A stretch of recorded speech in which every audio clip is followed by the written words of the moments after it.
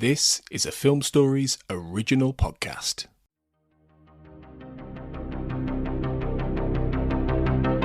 This is Writers on Film, the only podcast dedicated to books on cinema.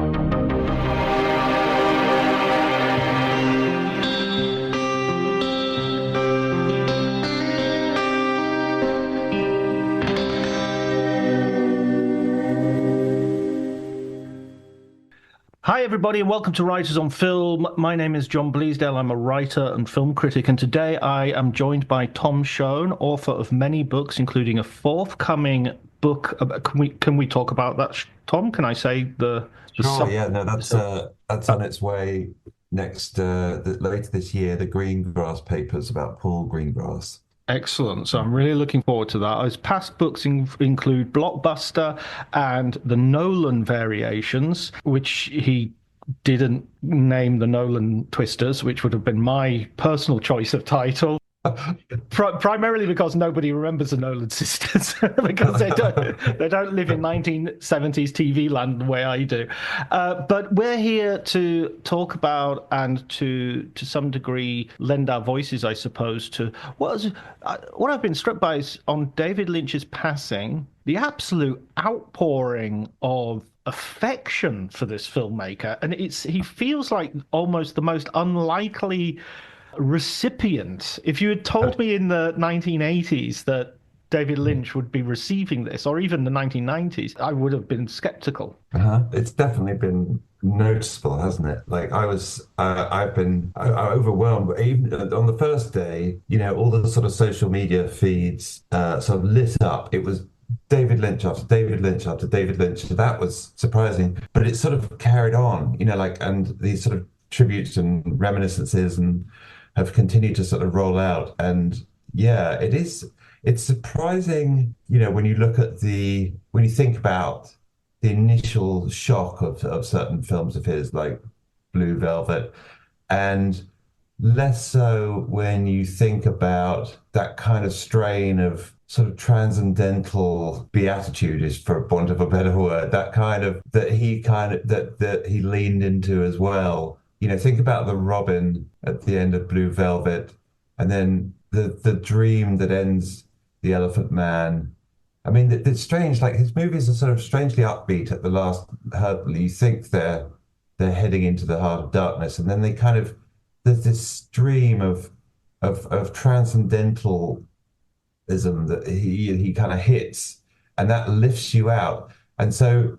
And that's obviously, I think, his own spiritual beliefs and his own practices clearly had such an effect on him and his collaborators, and it kind of radiates out. I kind of think you really got a sense of somebody very special having, gone, just from the kind of quality of the energy that it was being picked up by those around him. I don't know if you, like, I definitely was like, it was marked anyway. And I think it really just goes down to like the man's character as it was reflected in those movies. But yeah, there is something much more. But I know what you're saying. It's definitely very, it's definitely surprising, in the sense that, yeah, you wouldn't have known that necessarily. I would throw in as well that when the Good Witch turns up at the end of Wild at Heart as another sort of transcendental moment, The ultimate happy ending. Yeah. And you realize, it's not just sort of referring to Wizard of Oz, it is the Wizard of Oz. Yeah. I think part of it has been that he is a film director who has become much more than a film director. And it's a bit like Werner Herzog. He's kind of a brand. Yeah. I mean, I don't like using this word, but he's kind of a brand in and of himself. And that of Miyazaki, the memification of some of these personalities, or the YouTubeification of them. I mean, I watched, for some reason it popped up on YouTube for free, his masterclass, and I watched the first half of that, which I was always curious about these masterclasses that are advertised on my Facebook page, as like what exactly stops them from just being like a face-to-face interview or documentary or head-to-head, or so the whole idea of like someone going to David Lynch for filmmaking tips is, to me, just hilarious. Like, it's it's so funny that it's people like Herzog and Lynch. Listen, every Lynch interview is for me a kind of gorgeous exercise in kind of comedy with the interviewer coming along and they kind of they give him these sort of very literal questions about what the lady in the radiator means or what do the donuts mean, and then he kind of radar jams them with and sort of shuts down that whole no, he says, and then he'll give them this kind of wonderfully opaque sort of gem to take home. Look at the donut, not the hole, or ideas are like fish. He'll say, or empty rooms are slow. And then, but the idea of going it to him for like filmmaking tips when those movies are so about as idiosyncratic as you could possibly get, and the same with her. It's like going to Samuel Beckett and asking him how to write a play. It's just like he can tell you how to write a Samuel Beckett play, perhaps, but as far as how to write your play or how to write a play, you're at a total loss. Yeah, absolutely worse than useless, because you would be totally thinking about him and not yourself and what you do for your thing. So but I do think that he became a kind of guru on a wider stage than just, if you like, people wanting to make movies and looking for tips. I think when you sort of look at the way, I mean, he mostly communicated about, I mean, the thing he really wanted to communicate was the meditation. And whenever he kind of went to social media and did so, there's this kind of, more a spiritual guru that he was listened to. Maybe that's kind of why, he's been putting it out into the universe now for a good many decades. And maybe that was the thing that we just saw come good with all these recollections. And as much as the movies, it was just that energy that he put out sort of came back to him, So it does testify to his character, and he just seems to have been such a remarkably happy camper, reading all the various accounts. I mean, almost sort of bizarrely so, like kind of a really contented person. And it's so rare, I think, to even find that in real life outside of the creative, universe. And certainly within it, it's definitely. I remember, I haven't interviewed him. I interviewed Isabella Rossellini, and she always said, he was the happiest person, one of the happiest people she had ever met, knew. And it always really, that always stayed with me. I was like, how remarkable, I was watching a clip of him talking yesterday, and as I think a lot of us have been doing, and he was talking about suffering, and he was saying, Vincent van Gogh no doubt suffered, but he didn't suffer when he painted, and he compares it. He sort of uses this wonderfully illuminating analogy where he says, could you imagine having diarrhea and how much harder it is for you to create art when you have diarrhea than it is when you don't have diarrhea? And that was his sort of suffering is not linked to art in any positive sense. That thing about Van Gogh not suffering when he painted is brilliant, and very sharp and so simple. What an amazing response. I don't know. He certainly doesn't seem to have suffered. I mean, the only thing that I can really, you look in vain, read biographies of the man, to sort of find out, where some of the sort of darkness of those films kind of come from, the surrealism of the films. And you just can't find it. Like, you look at his upbringing in Idaho and it just seems bucolic. And the only thing that was wrong with it is that it ended at a certain point, and they moved states, and he was in tears that they were leaving his home of however many years. That's about it.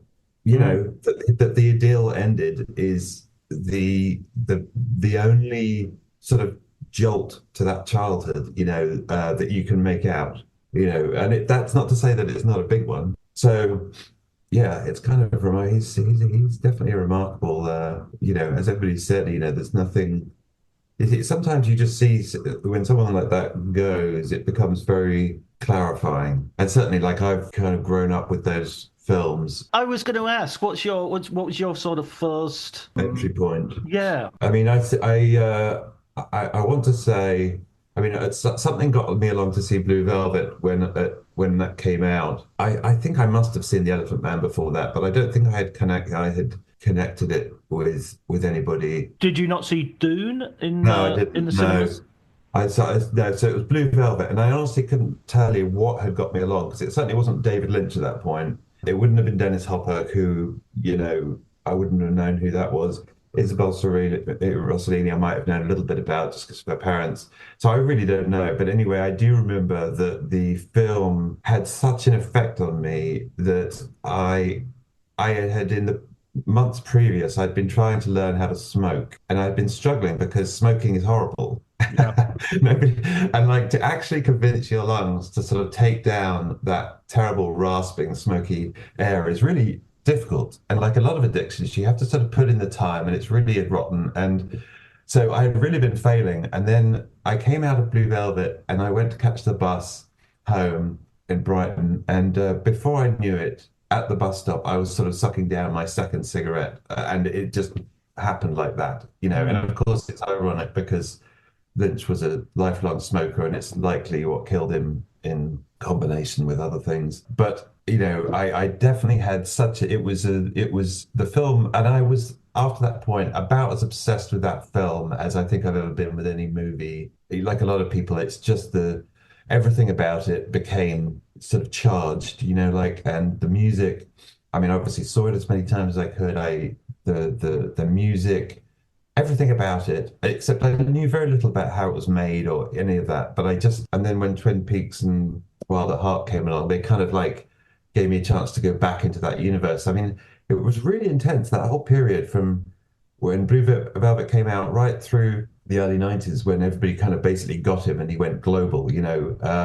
I was trying to remember that period. It really I was. mean, he was like on the cover of the NME and stuff like that. It was like Yeah, he just crossed yeah, over. The Pixies did a yeah. cover version of Heaven from Right, that's right. Eraserhead, and I just remember him being like uh, just ubiquitous and sort of like the idea of, and this was that period of it was almost like when the very first Twin Peaks came out. It was almost, oh wait a minute, it was like seeing your favorite band becomes number one in the charts. Yeah. With a catchy tune, it was like Shiny Happy People. You sort of like, okay, I'm glad, but I was here with Murmur for crying out loud. I was here with Radio Free Europe. Well, there is the kind of question. I mean, I do remember feeling, I'm still a little bit divided on Wild at Heart. I remember seeing that in the cinema. There was a quality in it, which I think now is Blue Velvet had felt like a film which you felt like the only person watching it. It kind of burrowed into you. And then I remember with Wild at Heart, I sort of felt a little bit more like it was this sort of public offering and that it Mm. was entertaining many other people, and one can, and the humor now was something that everybody definitely was getting. Like I remember with Blue Velvet, like you didn't know whether you were supposed to laugh or not, and that was a kind of key moment of innocence because I think after Wild at Heart and Twin Peaks, I think people knew that they were supposed to laugh, and Mm. that sort of changed something a little bit. Like he became I think he knew too, because obviously some of them are very funny, and he started playing. But comedy is very conscious, and and he was always such a kind of unconscious artist. I felt like, clearly he was one of the most deeply intuitive, artists there have been. So the comedy bothered me for that reason, because it didn't seem part of that. It seemed a little bit more conscious. And so I liked him thereafter most when he was terrifying me and I was sort of forgetting that he was the entertainment a little bit more. So there were moments of Mulholland Drive, for instance, where I definitely felt that again, that kind of nape of the neck shiver that I'd sort of felt when Dennis Hopper first came on screen. And I kind of liked him when he got scary again, I think. I just watched Lost Highway last night as a preparation for this, as my least watched Lynch. I thought I remember that being one. I don't know. It's like one of those albums that you have between two really popular albums. It's you have Abbey Road and sorry, Sergeant Pepper's and Abbey Road, and you have like your White Album in between, and but a lot and Lost, but and yet like that. it's enduring, that film. Yeah. It really does a lot, which and what you're talking about, that sense of danger you had with Dennis Hopper coming on the screen.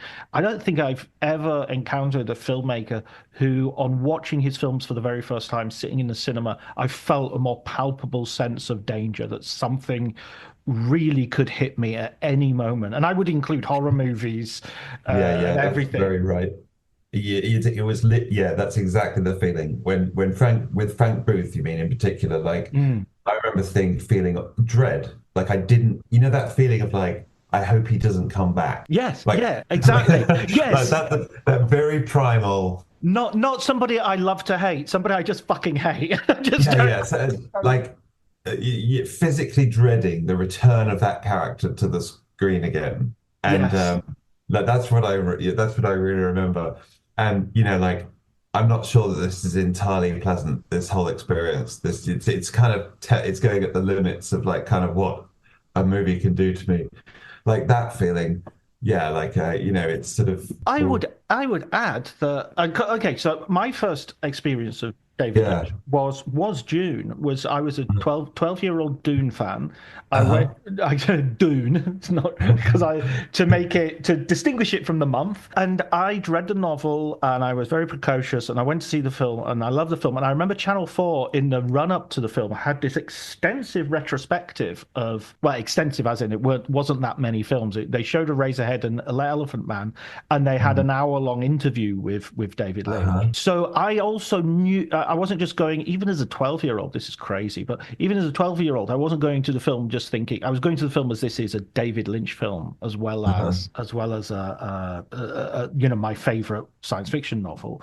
And even watching that, I remember being freaked out by the fact that the villain had this horrible acne and skin problems, and they drank mice that as they're sucking through the straw, the container crushes the mouse and they drink up the liquefied remains.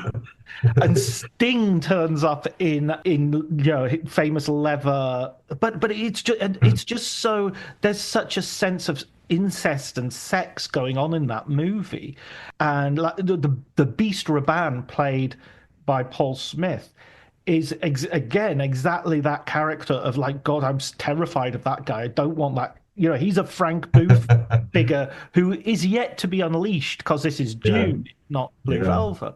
But yeah. it's all Still there. there. It's all Yeah, waiting. I mean, and the tragedy of the film, of course, is it doesn't get unleashed. It gets cut back. It gets, yeah, they get to about the 1.5 hour mark, and it's an amazing movie for 1.5 hours. And then about that mark, you can actually, it's when Charney's voiceover begins, or the voiceover, Vijaya Madsen, I think it is, sorry.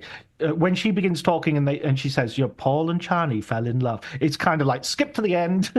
yeah, You're, yeah. you're telling us what happens in 100 pages of the book now to just get to the final Yeah, panel. I kind of feel like, yeah, I mean, the question of sort of how much of a storyteller he was is interesting. I mean, because you Lost Highway and Mulholland Drive and a lot of those movies exist in this kind of circling motion.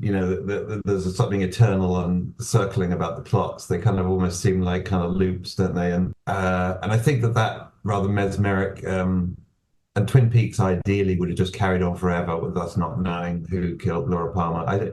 He definitely had a natural tendency, towards sort of open-endedness and not to narrative closure. And the only ones that really kind of do, I think, are straight stories, apart from the straight story, is Blue Velvet and the Elephant Man. But then but I think of Blue Velvet as being such a sort of perfectly told story. It's like a kind of it could be a fairy tale, like it's literally this in terms of the narrative of it.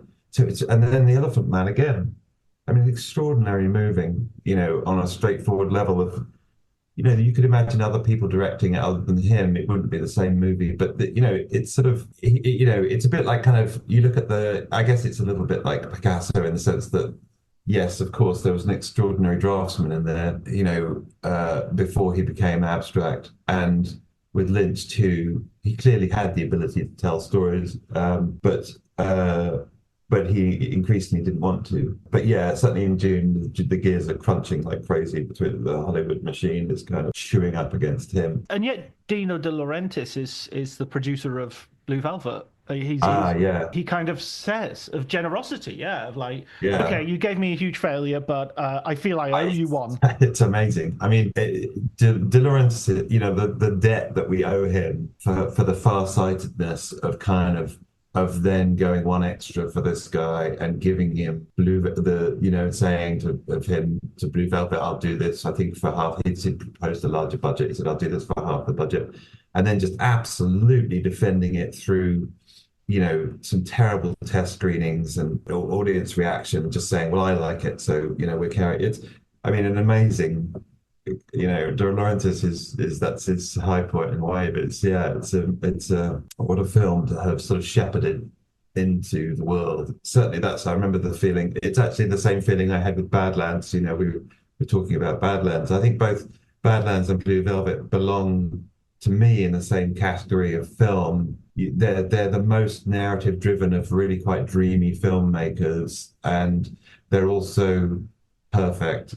And you come out of both films kind of going, where did that film come from? Like that film just seems to have dropped from the sky. It's so perfect. Like what, like I remember with Blue Velvet, I just like, how does that not how does that get made in the sense of like the traditional thing of like how did someone give the money for for Taxi Driver? I don't mean like that. I literally mean almost any aspect of it. How did he how does he direct actors? How does he shoot them? How does he get that? To this day, I don't think I've ever read a really good account of like how Lynch, makes his ensemble, shapes his ensemble to deliver a Lynch film. And it's, and there's something, I've read that somebody says, well, he likes to take things really slow, and he'd say, just take it slower, take it slower, I've heard actors who said, well, he just let me go completely to the 11 on this, so you think, well, that kind of does, yeah, I understand that, but it still doesn't tell me like how he gets that quality. I mean, there's that wonderful gif of him saying, okay, let's try one more time, but this time good. No, I mean, Cal McLachlan did a wonderful essay for the New York Times, and he talked about how he would just stand beside him. They would just stand beside each other, and he'd somehow get it. And really. there was almost an osmosis, or he'd say something like a little bit more Elvis, or could you put a bit of could you put a bit of wind in there? And and there'd be, and funnily enough, I was listening to Angelo Badalamenti as well talking about his process, and he said he sat in a room with him with a keyboard composing the Twin Peaks, and basically David would say, we're in a forest, it's the middle of the night, there are owls, and the owls have the secrets, and we need to find out what the secrets of the owls are. And Angelo would be right, he would be, well, how about these chords here? He'd be like, yes, that's it, there's a traffic light hanging in the middle of a town, but no cars. And it's basically, I'll give you the tone poems. It's like when you're writing, you put on some music to write to, and no, not that rap music isn't working for me, so I'm gonna. And he's providing the music for other artists to work to. And that's funny. One thing I'd add as well is from the point of view of a cinema artist, a cinematic, somebody who's obviously in charge of sort of editing as well to some degree, and he strikes me as the real director he has a lot in common with is Buñuel, in the sense that he has these very basic things that everybody could do, but nobody does, which is he could rewind the camera, let's use reverse, let's just reverse an image. So there's an image in Lost Highway where a burning hut goes backwards, or let's speed something up, or let's slow it down. And he uses that sort of elemental sort of grammar of filmmaking to such huge effect, the way Cocteau would. And that, Wild at Heart, let's just have a striker match and film the fire up close, or let's just have Dennis Hopper say, now it's dark, and really embody. So it's, he has these elements that he goes back to again and again and again, but they are crucial. They're fun. Fizzing electricity was one of his fascinations, and you don't have to go far to get that in a Lynch film. You reminded me of one of my favorites, which is in Blue Velvet, when Dennis Hopper says, "Let's hit the effing road," and then literally he disappears. Yeah, And it's just the simplest of editing tricks, the oldest one in the book, right? absolutely. The hearse is there, it's not there anymore. And suddenly, and it lends him this feeling of like something supernatural, like this phantom, like kind of he can appear and disappear like that.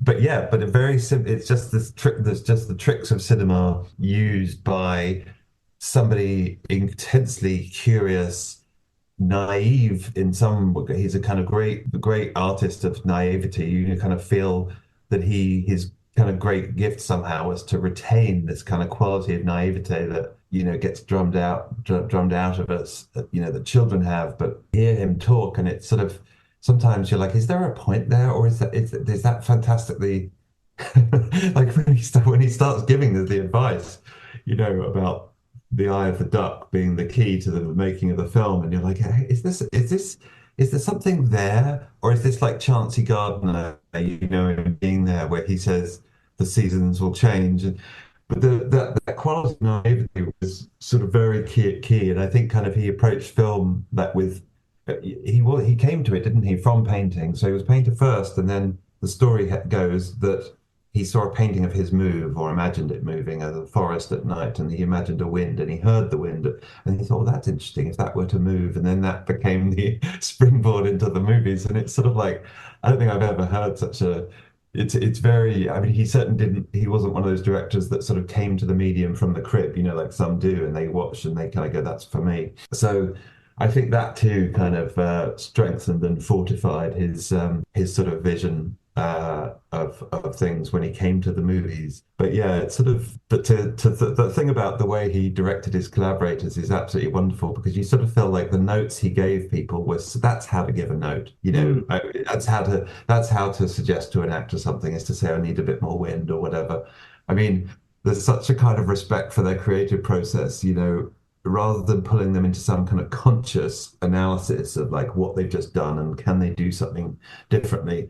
It's sort of like you really are giving when he says something like that, he's firing their imagination, and that's what unites everybody on that film set, whether they be the editor or the actor it's kind of like they're all there because they like imagining things, and he is the director because he ultimately, I think that I've been thinking since he passed about the quality of imagination that he had and must have had when he was a young boy, and just what a remarkable imagination he and I mean that almost as like a kind of muscle. I mean, he had one of those kind of but here's where the upbringing was important, was that he was given a security and love by his parents, and then the freedom to roam. I think that's the interesting thing here. They said go off and do your thing, and he had immense freedom over his 2 blocks of whatever it was to just roam that neighborhood. So there was this freedom to kind of explore.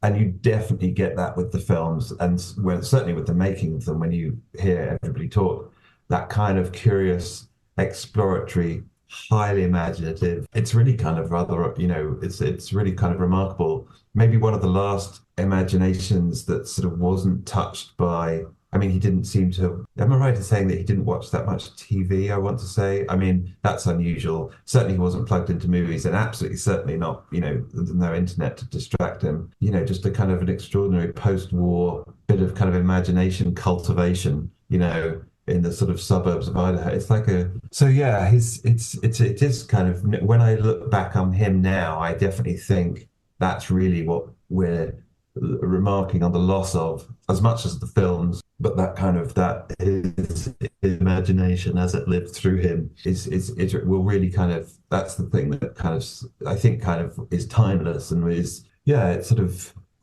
links him with all the kind of greats. I read his, well, I didn't read, I listened to the audiobook of his autobiography, Room to Dream, which is a brilliant book, because it's sort of alternate chapters between him and a writer. I think I can't remember the name of Steve McKenna. There you go. And she writes the what you'd want from a biography. You know, he went to Yeah, this yeah, school and all that. And then you get his memories as told by him. And I think there's a bit where he says that his mum didn't buy him coloring books because she didn't want him to need to have lines to have to color in between. She wanted him to make his own stuff. So, right. that comes back again to this idea of, and the only time, because he's this very sweet, beautiful voiced man talking Mm, about how beautiful it was to grow up in nature and how his dad worked in the forestry commission and all yeah, this sort of stuff. And yeah, the first time he does, this repeats itself a little bit during the book, but the only time he gets really excised is when he's describing school. And he yeah, goes from being sort of like this really placid, we were having a lot of fun and I met a lot of my friends there. yeah. As then I went to school and there's this pause and he just goes, I fucking hated it. It was so fucking boring. And there's just this sense of you could hear that he's still furious that he had to waste his time, that he hasn't helped him in any way whatsoever, and he's just still Yeah, seething about the yeah. waste of his childhood on school.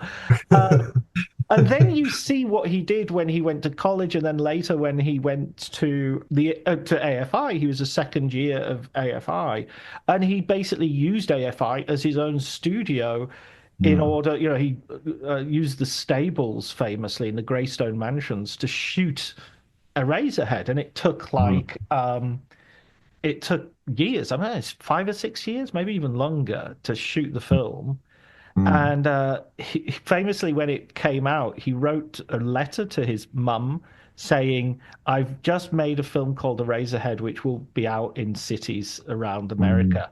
Please do not go and see it. Please do not tell anybody else to go and see it. That's good. That's fine. Yeah. The school thing is kind of funny, isn't it? Like, I can see that. I can see that. He wasn't, because it's time away from the things he would rather be doing, right? He's Yeah. had a clear sense of what he wanted to be doing. And, What's your take on Eraserhead? Because that's a film we haven't touched on yet. yeah, I haven't seen that for a while, so I'd be interested to see. I mean, I do remember I had an initial pass at it where I was too young for it, so I was kind of like it freaked me in a way that I wasn't interested in pursuing. That's why I think that I had seen The Elephant Man and but not Eraserhead. So I'll be interested to kind of go back to it. I certainly think now, having kind of gone with the later films, it will be a film to kind of go back to. But yeah, it's the remarkable thing about it is that that it kind of impressed Mel Brooks so much. Like I think that's kind of I'm because he was so certain, wasn't he, that they said, well, who Mel Brooks was up to maybe produce The Elephant Man, and they said, you really should go and see Mel this other film that he's done, Eraserhead. And at that point, I think Lynch just kind of goes, okay, well, nice seeing Yeah. you guys. This clearly isn't going to work out. Once he's seen that, I'm done.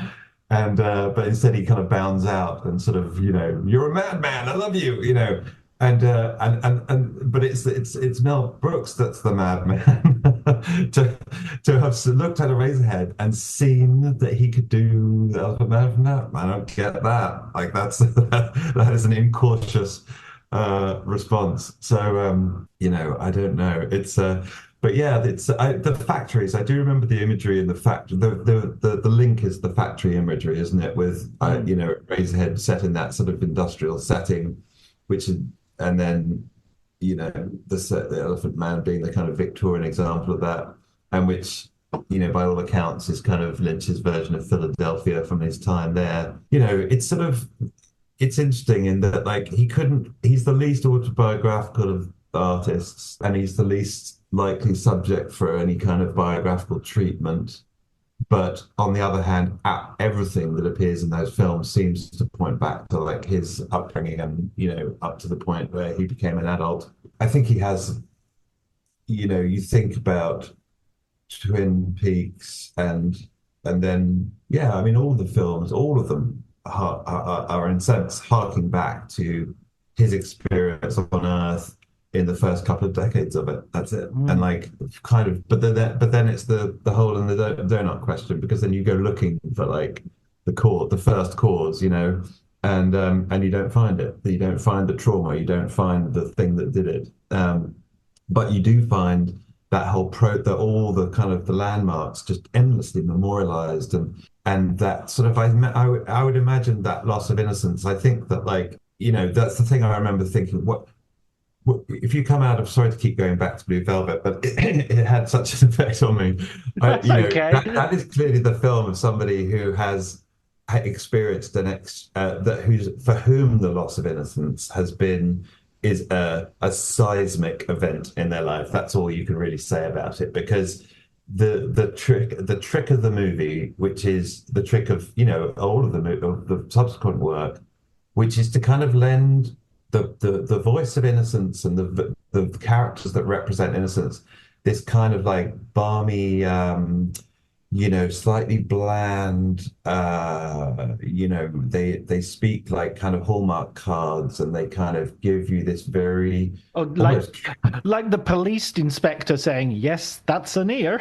yeah, this kind of, exactly. They're given this very, well, yeah, I'm thinking too of the speeches that Laura Dern gets in that Oh film, yeah, at yes. the birds going to heaven, and like, this kind of like extremely kitsch, that's the representation of goodness in that film. And it's sort of something from either a Jeff Koons or a Hallmark, or Jeff Koons' version of a Hallmark card. And then you get Dennis Hopper, who is drawn with such extraordinarily porous detail. Like the psychological kinks of that man are seen in such a horrifying close up. It's a mixture of approaches. You've got Hallmark card versus absolutely porous, realistic psychological detail on this one guy, and that contrast, voice innocence as expressed through these very bland kind of, and then the voice of kind of horrific sort of experience as given full, bloody, realistic portrayal. That is the central thing that kind of convulses each movie after that.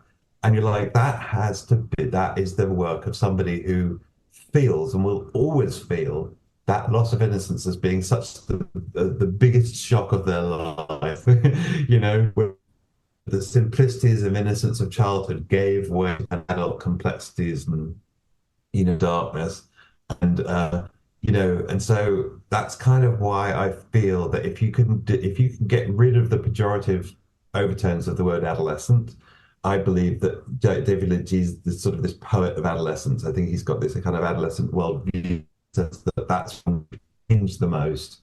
That's when there are the sort of biggest revolutions going on, and that's where he is set up shop to make his movies from. And so it's sort of, I don't mean anything rude by that at all. I'm just sort of saying that's where he kind of comes from. And It's like but yeah, it's like the poetry of puberty, isn't it? It's like that real yeah, sense of extremes, that you never have as much lust as you do in those days, and yet yeah, your lust is something new and shocking to yourself. I mean, it's the thing that all comes from this act of forbidden sexuality. He wants to spy on a woman for, undressing. yeah, He wants to violate her space and her privacy in order to yeah, satisfy himself, and that's yeah, projected onto well, what if I let that lust go? Where would it yeah, take me? And it would take me to someone yeah. like Frank,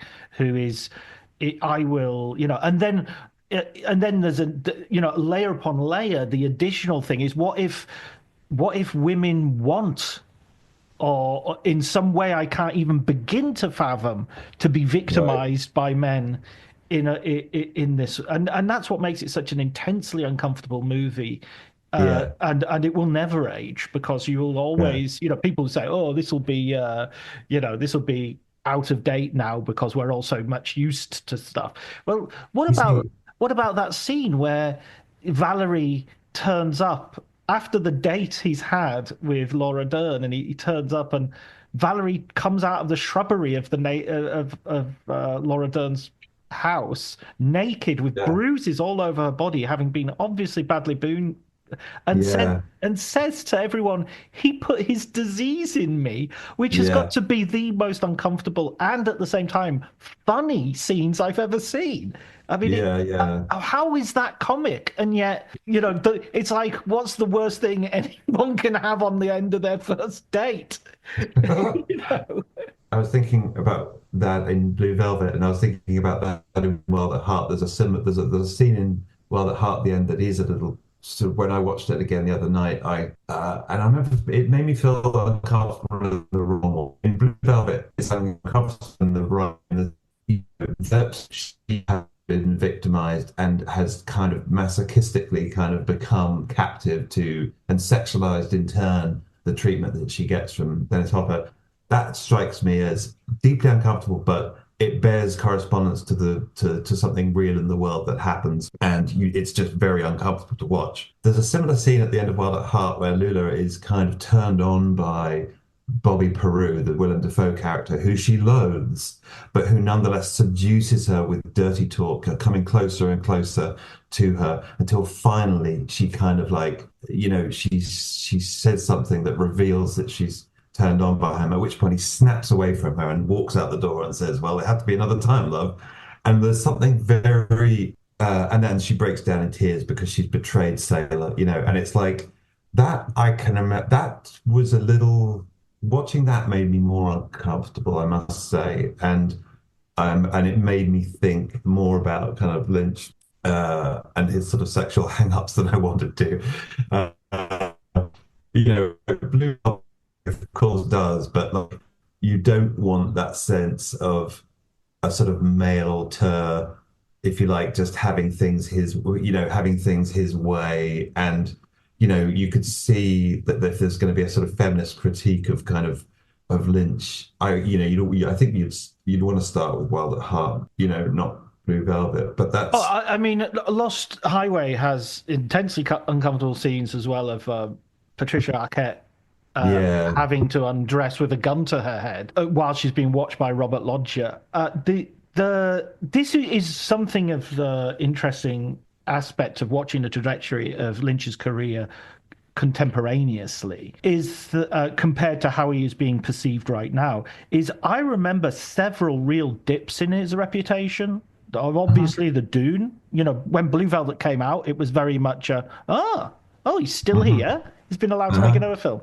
And when Lost Highway came out, I think there was a real sense of like, oh, it's the same old shtick. And there was from a political point of view, David Lynch was seen as a very conservative. He was playing with surrealism and from a very conservative point of view.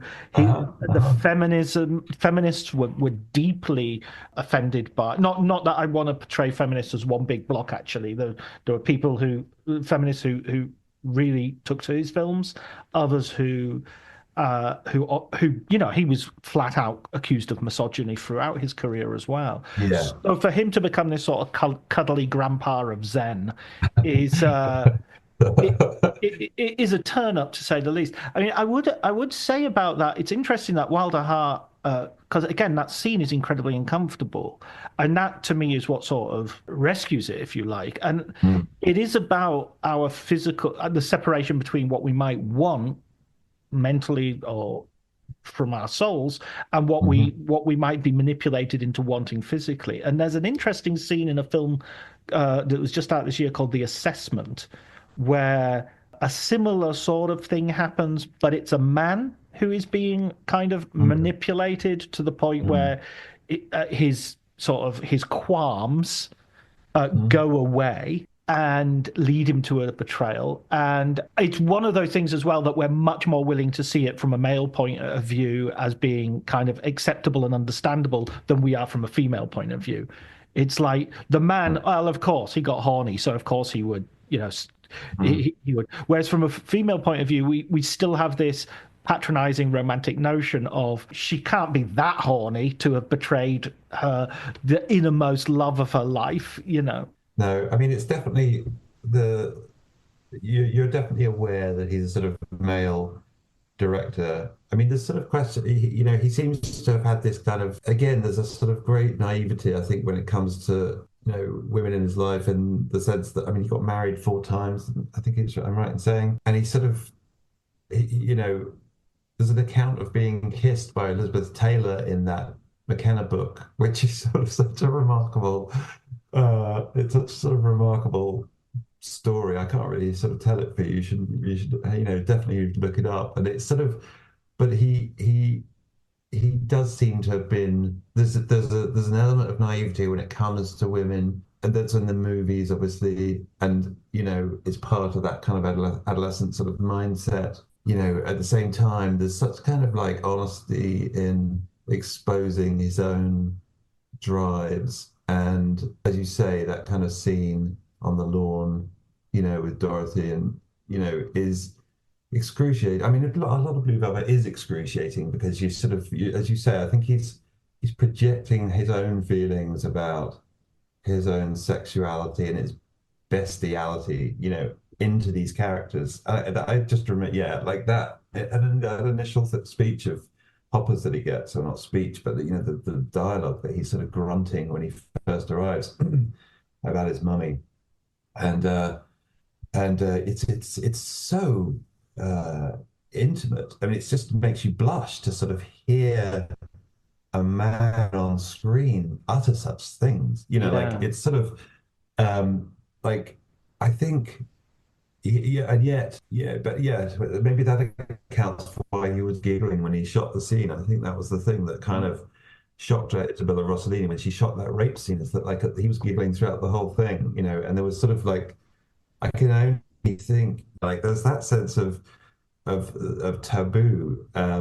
So one can only say that there's sort of immense bravery too in the kind of portrayal of these things and the kind of self-exposure that it brings. I mean, I it's love it's the I love the thing I love the thing when he was casting Dennis Hopper, and Dennis Hopper phoned him up and said, "I want to do this because I am Frank Booth." And David Lynch said to him, "Well, that's very good news and very bad news."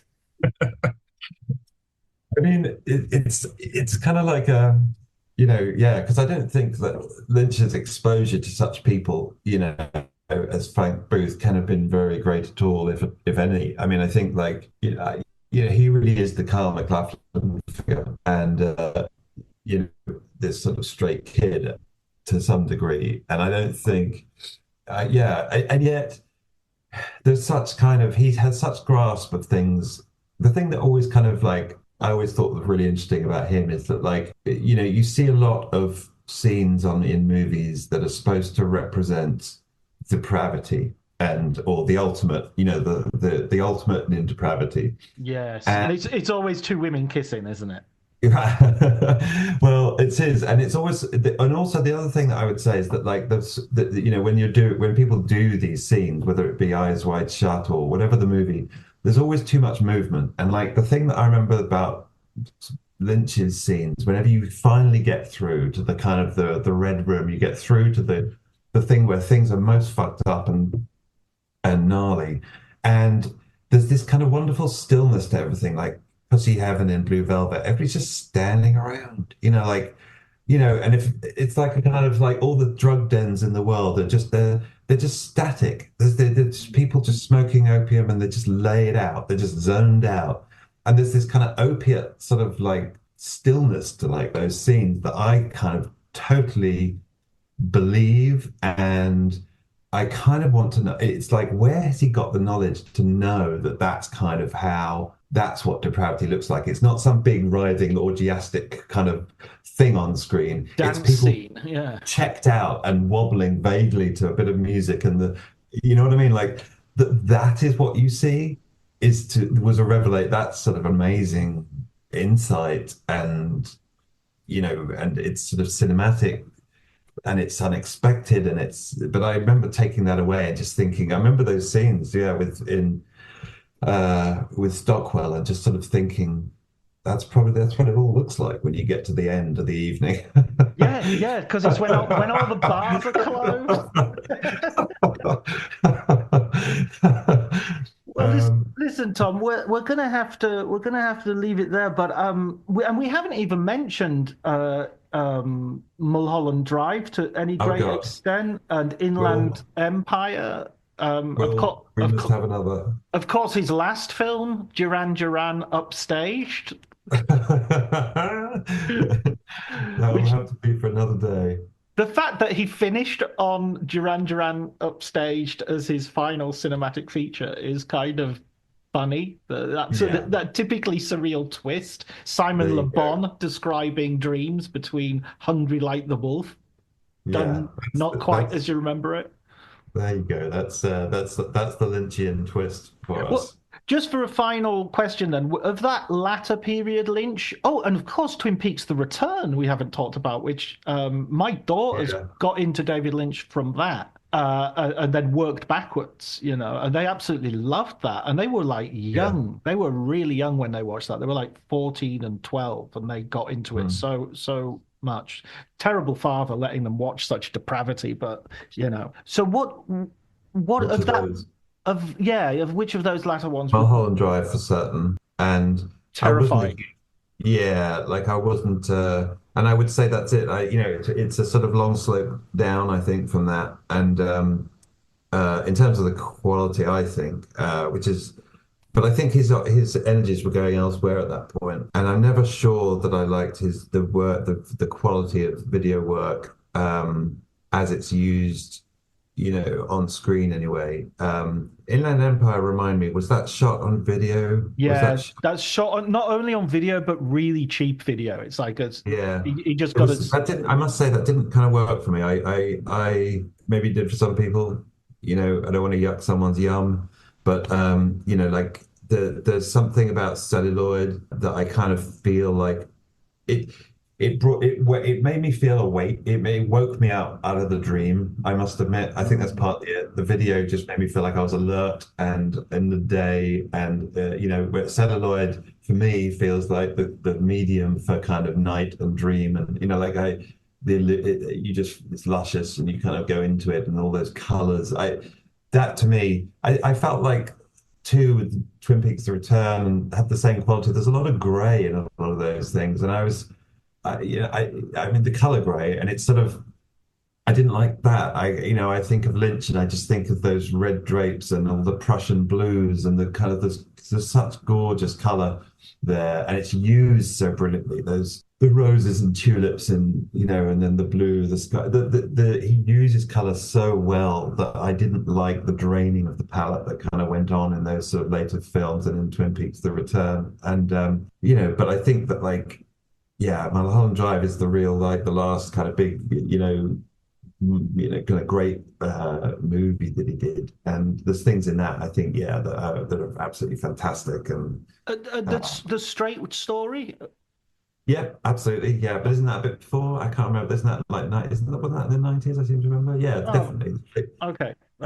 I Um, I was maybe thinking it came afterwards, but that's Maybe well, and either way, also great. And yeah, so, but I think that in itself, I think that to some degree, he was right not to make so many. I mean, people always say, I wish he'd made more. And I kind of feel like if he had, he might have kind of got curdled by it. I mean, there's something about the movies, and particularly as the movies meet an audience, that can be a little corrupting. And he definitely was not, he was never part of Hollywood, and he was never going to put together a quote unquote career in the same way that like other directors do. And I kind of like the slightly intermittent quality of his work. And I think it testifies to somebody who really had other things going on and mm, genuinely did.